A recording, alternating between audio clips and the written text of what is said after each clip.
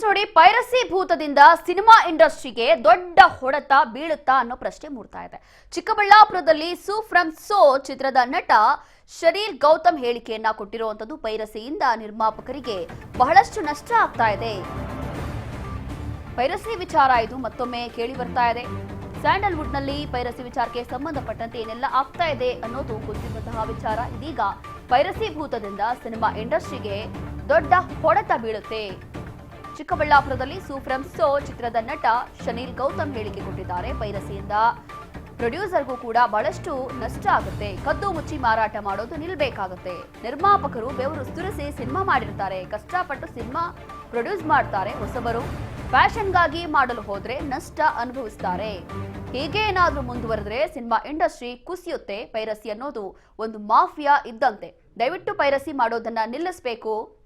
ಚಿಂತಾಮಣಿಯಲ್ಲಿ ಇದೀಗ ನಟ ಶರೀರ್ ಗೌತಮ್ ಅಲಿಯಾಸ್ ರವಿ ಅಣ್ಣ ಹೇಳಿಕೆ ಕೊಟ್ಟಿದ್ದಾರೆ. ಕದ್ದು ಮುಚ್ಚಿ ಬೇರೆಯವ್ರಿಗೆ ಮಾಡ್ತಾರಲ್ಲ, ಜೊತೆಗೆ ಸಕ್ಸಸ್ ಮಾಡ್ತಾ ಇದ್ರು ಸಹ ಪೈರಸಿ ಭೂತ ಎಲ್ಲೋ ಒಂದು ಕಡೆ ತಡೆ ಹಿಡಿತಾ ಇದೆ ಸಕ್ಸಸ್. ಏನು ಸರಿ, ಪೈರಸಿ ಅನ್ನೋದು ಯಾವತ್ತೂ ನಮ್ಮ ಫಿಲ್ಮ್ ಫೆಟರ್ನಿಟಿಗೆ ಬಿಗ್ಗೆಸ್ಟ್ ಕರ್ಸ್ ಅದು. ಯಾಕಂತ ಹೇಳಿದ್ರೆ ಒಬ್ಬರು ಪ್ರೊಡ್ಯೂಸರ್ ಕಷ್ಟಪಟ್ಟು ಬೆವರು ಸುರಿಸಿ ದುಡಿದಿರೋ ಹಣನ ಒಂದು ಫಿಲ್ಮ್ಗೆ ಹಾಕ್ತಾರೆ.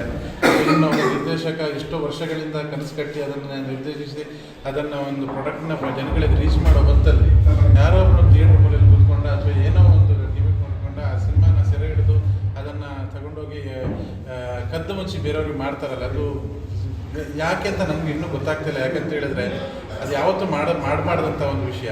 ಅದರಿಂದ ಪ್ರೊಡ್ಯೂಸರಿಗೆ ಸಿಕ್ಕಾಪಟ್ಟೆ ಲಾಸ್ ಆಗುತ್ತೆ. ಅವನು ಏನೋ ಒಂದು ಪ್ಯಾಷನೇಟಾಗಿ ಸಿನಿಮಾ ಮಾಡಬೇಕಂತ ಬಂದರೂ ಅವನು ಆ ನಷ್ಟದಿಂದ ಇನ್ನೊಂದು ಸಿನಿಮಾ ಮಾಡೋಕ್ಕೆ ಮುಂದೆ ಬರಲ್ಲ ಅವನಿಗೆ.